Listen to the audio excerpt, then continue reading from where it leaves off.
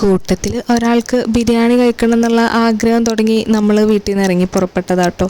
പക്ഷേ ബിരിയാണി ഒഴിച്ച് ബാക്കിയെല്ലാം തന്നെ നമ്മൾ കഴിച്ചൊരു ദിവസമായിരുന്നേ അന്ന്. ഒരാൾ നോമ്പ് തുറക്കുന്നതുകൊണ്ട് ആൾക്ക് നോമ്പ് തുറക്കുമ്പോൾ ഹോട്ട് ബോക്സിൽ ബിരിയാണി വേണമെന്ന് പറഞ്ഞിട്ടാട്ടോ നമ്മൾ വീട്ടിൽ നിന്ന് ഇറങ്ങിയത്. കുറേ നടന്നിട്ടാണ് നമ്മൾ കറക്റ്റ് കാക്കനാടുള്ള ഹോട്ട് ബോക്സിലേക്ക് എത്തിയത്. അവിടെ ചെന്നപ്പോൾ അവിടുത്തെ ബിരിയാണി തീർന്നു എന്നാട്ടോ അവർ പറഞ്ഞത്. തൽക്കാലത്ത് നമ്മുടെ നടന്നതിൻ്റെ ക്ഷീണം മാറ്റാൻ വേണ്ടി നമ്മളൊരു കടയിൽ കയറിയിട്ട് ഫലൂഡ ഓർഡർ ചെയ്തു കേട്ടോ. ഓർഡർ ചെയ്ത് കഴിഞ്ഞപ്പോൾ വന്ന ഫലൂഡ കണ്ണും മൂക്കും ചെവിയൊക്കെ ഉള്ളൊരു സാധനമായിരുന്നു കേട്ടോ. അതുകൊണ്ട് നമ്മളാകെ അന്താളിച്ച് നിൽക്കുമായിരുന്നു. ലാസ്റ്റ് നമ്മൾ അവരുടെ കയ്യിൽ നിന്ന് ഒരു പ്ലേറ്റ് വാങ്ങി എല്ലാം കൂടെ അതിലേക്ക് ഇട്ടിട്ട് ഒരു ഫലൂഡ കഞ്ഞിയായിട്ടാട്ടോ കഴിച്ചത്.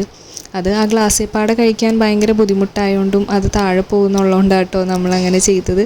പക്ഷേ എല്ലാം കൂടി മിക്സ് ചെയ്ത് കഴിച്ചപ്പോൾ നല്ലതായിരുന്നു കേട്ടോ. ഗ്ലാസ്സിൽ കഴിക്കുന്നതിനെക്കാട്ടിലും കുറച്ചുകൂടെ നല്ലൊരു ഓപ്ഷൻ ഇത് തന്നെയായിരുന്നു എന്നാണ് നമുക്ക് തോന്നിയത്. അത് സ്റ്റേഡിയത്തിലെ ഹോട്ട് ബോക്സിൽ അന്വേഷിച്ചപ്പോഴും ബിരിയാണി തീർന്നു എന്ന് തന്നെയാണ് കേട്ടോ അവർ പറഞ്ഞത്.